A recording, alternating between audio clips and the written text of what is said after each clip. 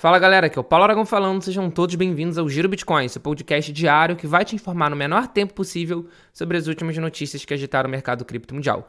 E para começar o episódio de hoje, dia 15 de outubro de 2024, cada unidade do Bitcoin está custando aproximadamente 67.700 dólares americanos, com a valorização nas últimas 24 horas de aproximadamente 3,87%, refletindo uma alta que a gente tem visto na última semana, nos últimos 7 dias, superior a 7,5%.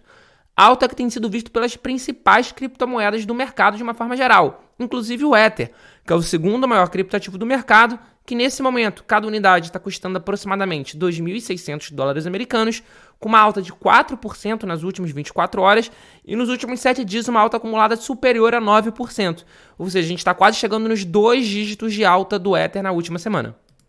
E sem sombra de dúvida, grande parte dessa alta está vindo dos institucionais e dos investidores tradicionais. Por quê? Porque a gente consegue ver duas coisas. O primeiro são os ETFs. No ETF de Bitcoin Spot, por exemplo, só no dia de ontem, no dia 14 de outubro, a gente teve uma entrada de 8.334 unidades de Bitcoin. O que, se a gente parar para fazer uma conta de quantos dias de mineração isso foi, são mais de 18 dias de mineração. Todos os dias entram em circulação 450 novos Bitcoins. 450 novos Bitcoins são minerados diariamente. E só os ETFs ontem drenaram 8.334. Isso dá um saldo de mais de 18 dias de mineração para uma única ferramenta de investimento em Bitcoin. Isso no ETF de Bitcoin.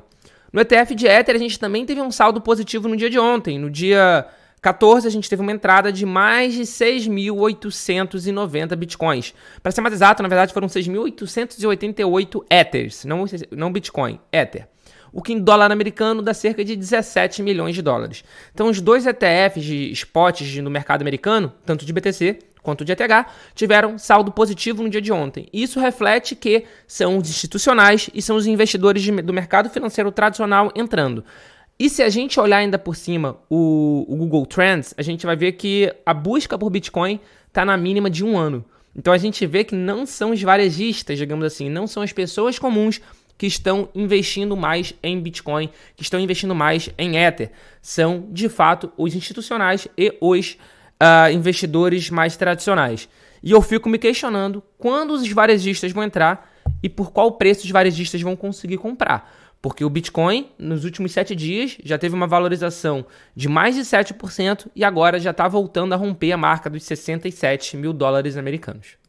Um outro fator que está ajudando, sem sombra de dúvida, na valorização do Bitcoin e das criptomoedas ao longo dessa última semana é a eleição dos Estados Unidos. A eleição para presidente dos Estados Unidos vai acontecer agora, no início de novembro, e a gente tem visto o ex-presidente Trump e atual candidato do Partido Republicano liderando nas casas de aposta. Nessa matéria aqui que saiu no Cointelegraph dia 13 de outubro, está falando que o ex-presidente Trump lidera a eleição, né, lidera as pesquisas contra Harris, contra Kamala, por 10 pontos, segundo dados do Polymarket, que é uma casa de apostas descentralizada.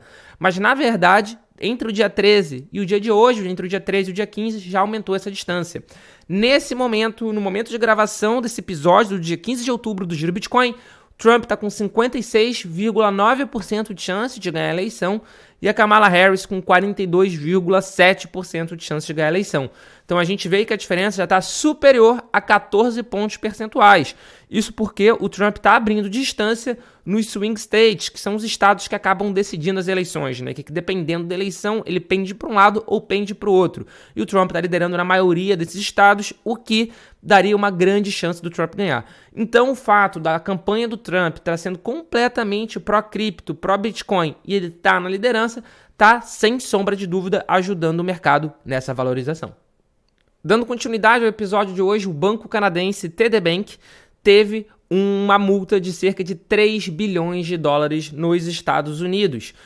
Vale ressaltar que foi a subsidiária do TD nos Estados Unidos, mas de qualquer forma é um banco canadense, né? A matriz dele é canadense.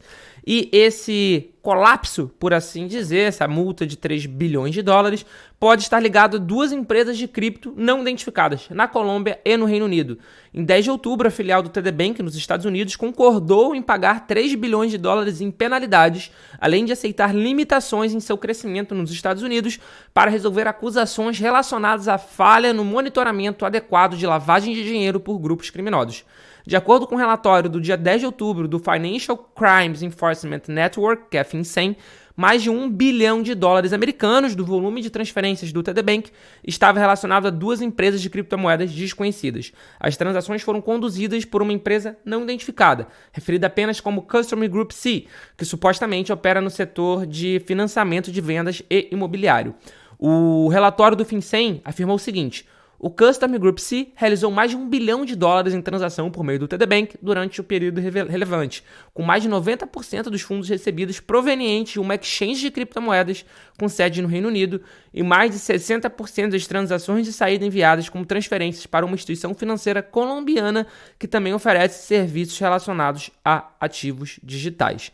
Então teve relação a isso de lavagem de dinheiro, a gente não sabe ainda exatamente o que foi, mas de qualquer maneira foi uma multa muito pesada, uma multa de $3 bilhões americanos, o que fez inclusive com que as ações do TD, que significa Toronto Dominion Bank, caíssem no dia de ontem, né? Ao longo desses últimos dias essa ação tivesse caído. A gente vai acompanhar de perto, se a gente conseguir descobrir quais foram essas empresas, a gente vai trazer aqui para vocês, naturalmente, no Giro Bitcoin.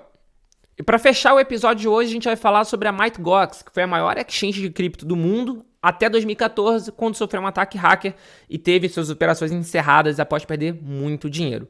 De qualquer forma, eles começaram o pagamento proporcional para os usuários nesse ano. E era esperado que eles liquidassem todos os bitcoins nesse ano ainda, era cerca de $9 bilhões.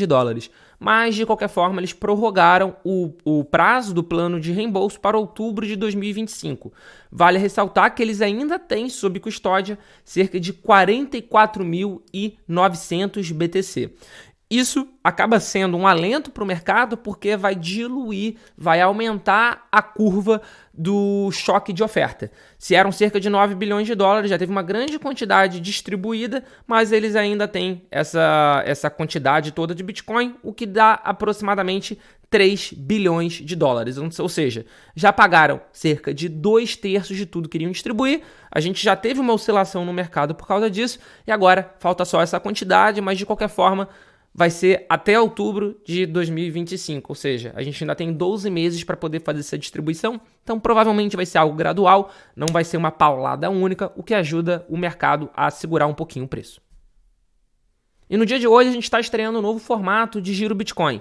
Se você está vendo pelo YouTube ou se você está escutando pelo Spotify, você pode ver que agora também temos vídeo. Não deixe de comentar aqui embaixo que eu quero saber a sua opinião. Se você preferiu esse formato ou se você prefere só áudio mesmo. Muito obrigado pela sua companhia. A gente já tem um encontro marcado aqui no nosso episódio de amanhã. Valeu!